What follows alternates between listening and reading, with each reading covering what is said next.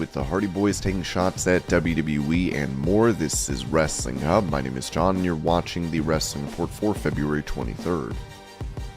Before we get into the rest of the video, make sure you subscribe to Wrestling Hub and turn on all notifications to stay up to date with everything in the world of pro wrestling.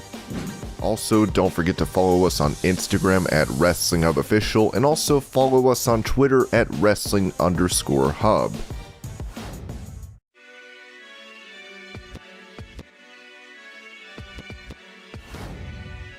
On the two-man Power Trip of Wrestling podcast, former WWE star Lindsay Dorado recalled how he was able to pitch an idea to Vince McMahon and get the chairman's attention. One of the coolest things I will say that I've ever seen, and I've never seen this from a writer. I've only seen this from Vince McMahon. Myself, Kalisto, and Grand Metalik were having a conversation. I'm talking to Vince, and he's kind of giving me the same thing where he's like nodding and just agreeing just to kind of get through the conversation. I think we had said something interesting to him, and I remember reading Jericho's book, and he was like, never talk to Vince when he's eating. He's never going to be interested. And if you ever see him pick up a pen and a pad, he's probably really interested. So at that point, we're talking, and he's kind of giving us his attention. He's going along with the flow. But then all of a sudden, he picks up a pen and a pad. And I just remember going back to Jericho's book, like, oh shoot, like he's interested in what we're saying now. We can't lose him. We got them here now. When he picked up the pad and pen and started writing a note from what we were talking about, that's when I knew, like, okay, we're not just lucid guys to him. We could be something special. We're interesting enough. That number one, we're not being cowards and not trying to pitch ideas, but we're also here talking to him with our balls in our hands and say, hey man, put the ball in our court. Let us do this and let us do that. Let us entertain. Let us be superstars. Dorado and Metalik would be released from the company in November as they requested to be let go due to having limited TV appearances.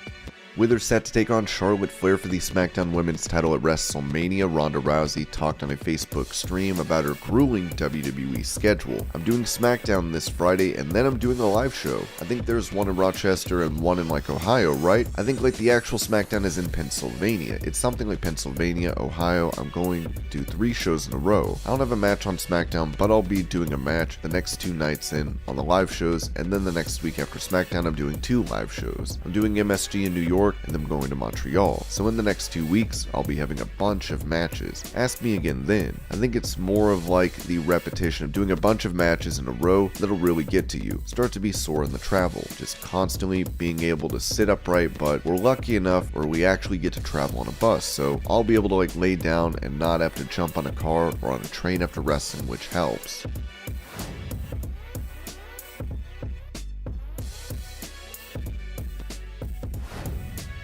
Prior to Elimination Chamber, Austin Theory would be destroyed by Brock Lesnar on Raw. While he'd going to be the last eliminated in the Chamber, Jim Cornette criticized WWE for their booking of Theory. Cowboy Brock Ellis comes out, gets in the ring, and immediately hangs his hat and jacket on Austin Theory in the corner like a hat rack. So now everybody knows that he's flunky, but then Austin Theory jumps on Brock's back from behind while Brock is facing Lashley. And Brock just mirrors him over and German suplexes him twice while everybody else runs out of the ring. And now they know Theory is flunky. But no, then he grabs Austin and gives him an F5. Now they know. What the hell? So now, obviously Brock and Lashley are in another multi-man match, being set up by more scripted promos than Austin Theory, who should be the project that WWE is working on, similar to how WWE started working on The Rock in '96, I believe.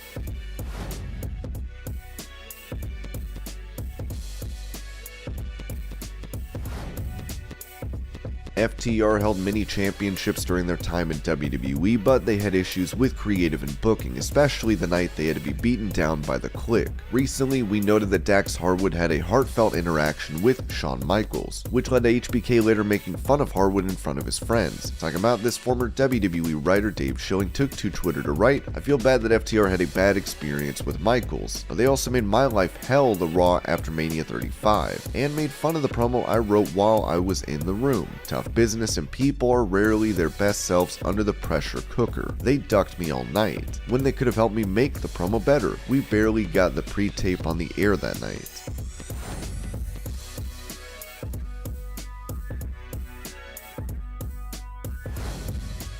With him having wrestled his last match and finishing out his WWE contract, Goldberg talked to Dr. Hightower about disliking the fact that other stars in the company used his signature move. About 15 to 20 superstars at WWE use it, and I used to hate it, but now I like it. I like it because you see them do it, and then you see the master do it, and there's a huge difference. And if I like you, I'll let you live through it. If I don't like you, I'll put my head right in the middle of your chest, and you'll be in the hospital. So that was the allure of my character. You had to sit at the edge of your seat because you had no idea what was going to happen, and you knew it was going to happen quickly. You had to focus, and you had to be attentive of what was going on because you'd miss it.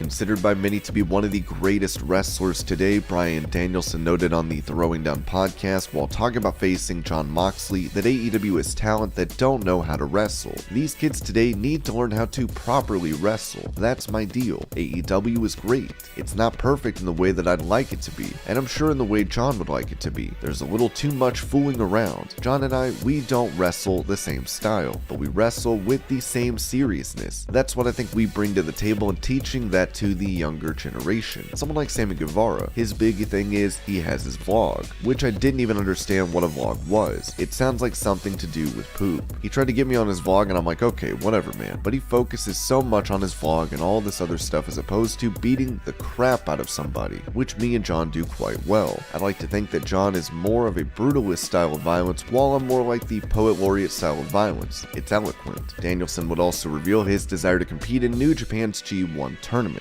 I do not have a wrestling bucket list, but I really want to do a G1 for New Japan, but other than that, I don't really in the sense of, oh, I want to do this or I want to do that. When I was forced to retire, what it really made me think is I don't want to take any of this for granted.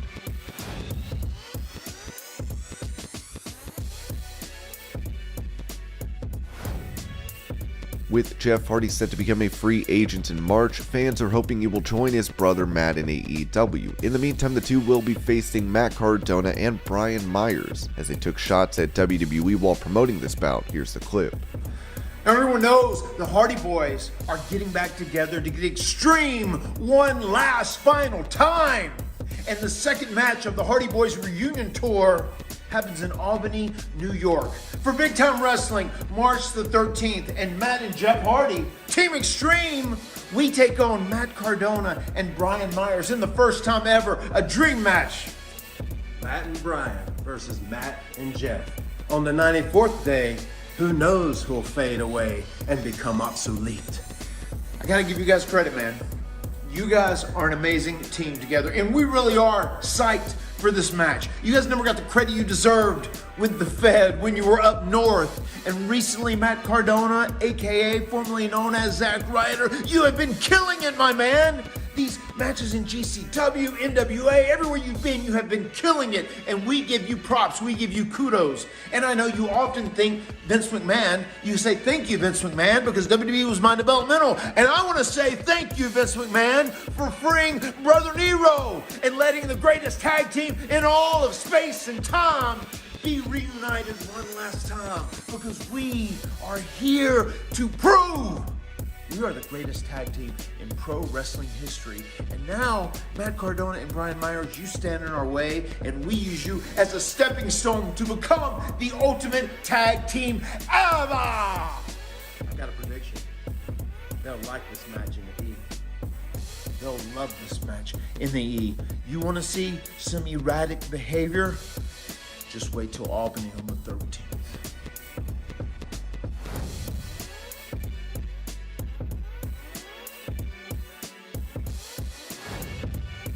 While he was set to defend his title in the Elimination Chamber, Bobby Lashley was reportedly dealing with an injured shoulder weeks before the event and would be removed from the match. He still ended up losing the title despite not competing. On Busted Open Radio, Bully Ray criticized WWE for pushing Lashley aside to advance the storyline for Lesnar. Give the champion his due. The champion should be coming out last. Seriously, just what is the big deal if Brock Lesnar comes out first? I'm not saying put him out there second or third or fourth. Bobby Lashley looks so good in wrestling wrestles so well. There is just a plethora of great things Lashley does. However, the minute Brock Lesnar steps back in the picture, Bobby gets pushed to the side on many fronts. Send him out last. Give the champion his entrance, give him some pyro, give him some fanfare.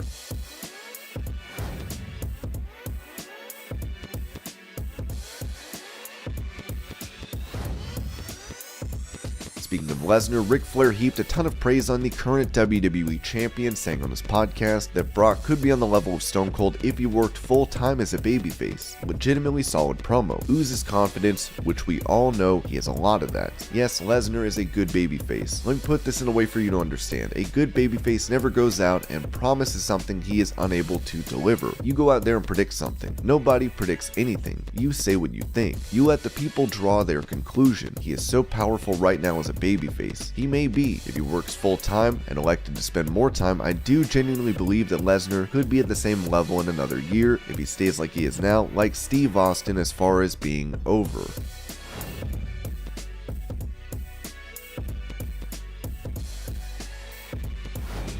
According to Fightful, AEW will be seeing the debut of former WWE star Shane "Swerve" Strickland, as the deal is expected to take effect during the first week of March. On top of that, ROH World Champion Jonathan Gresham will be backstage for Dynamite tonight, with him recently becoming a free agent following Ring of Honor's hiatus.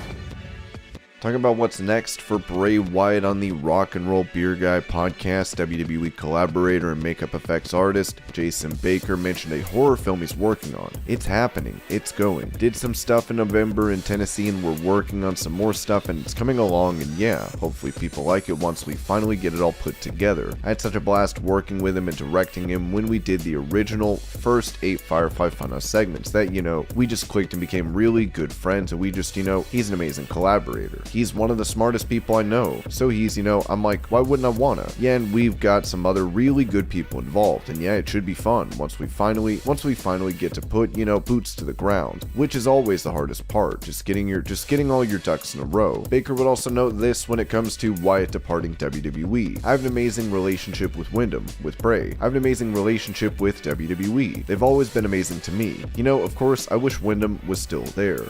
Some of the funnest things I ever got to do in my career professionally and personally was involved with him in WWE. I'm like, again, circumstances that I was not a part of, that I don't know exactly what happened, went down, and it's just, it's sort of how it goes. So, would I like to see him back there? Of course, but is he going to be? I have no idea. And even if he was, I wouldn't want to know, because I'd want to be surprised just like everybody else. And this was your Pro Wrestling News Update. I hope you're all having a great day. Thank you so much for watching, and I'll see you later.